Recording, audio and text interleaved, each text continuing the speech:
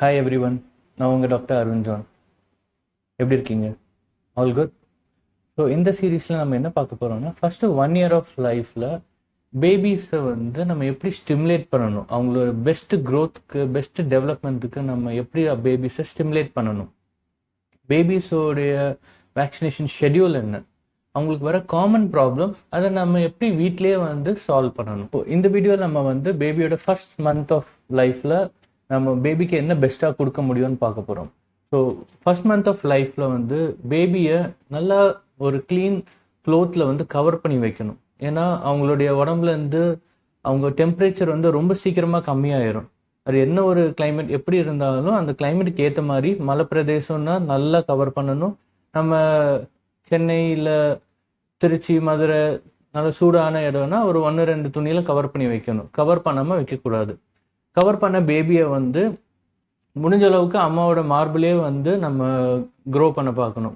அவங்க அம்மா பிடிச்சிருக்க மாதிரி வச்சுருக்கணும். அம்மாவுடைய ஹார்ட் பீட் பேபி கேட்கணும். மம்மிஸ் மில்க், தாய்ப்பால் தான் வந்து ரொம்ப ரொம்ப முக்கியமான ஒரு விஷயம். அதை தவிர்த்து நம்ம வேறு எதுவுமே கொடுக்கக்கூடாது. அன்லெஸ் அன்டில் டாக்டர் சொல்லியிருக்காரு இது கொஞ்சம் எக்ஸ்ட்ராவாக பேபிக்கு தேவை அப்படின்னா ஓகே. மற்றபடி வேறு எதுவுமே கொடுக்கக்கூடாது. நம்ம முக்கியமாக பாட்டில்ஸ் யூஸ் பண்ணக்கூடாது. வேறு எந்த ஒரு ஃபார்முலாவும் யூஸ் பண்ணக்கூடாது.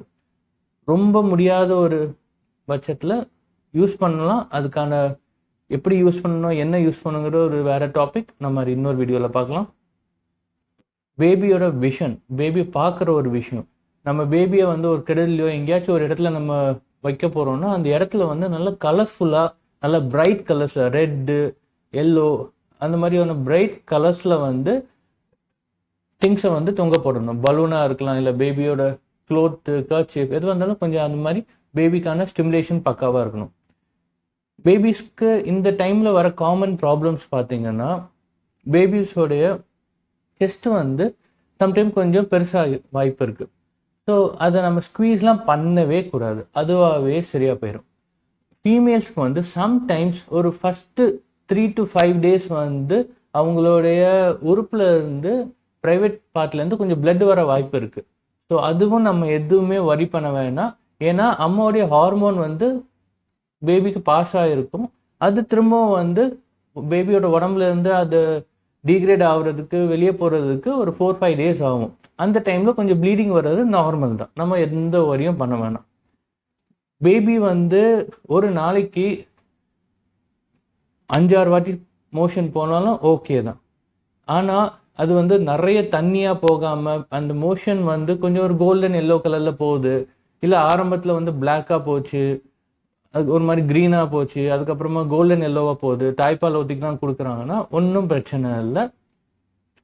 அதே மாதிரி ஒரு சில பேபிங்கெல்லாம் தாய்ப்பால் ஊற்றி கொடுத்துருக்கும் போதே ஒரு நாளைக்கு பாஸ் பண்ண மாட்டாங்க, 2 நாளைக்கு போக மாட்டாங்க, 3 நாள் 5 நாள் வரை கூட போகாமல் இருப்பாங்க.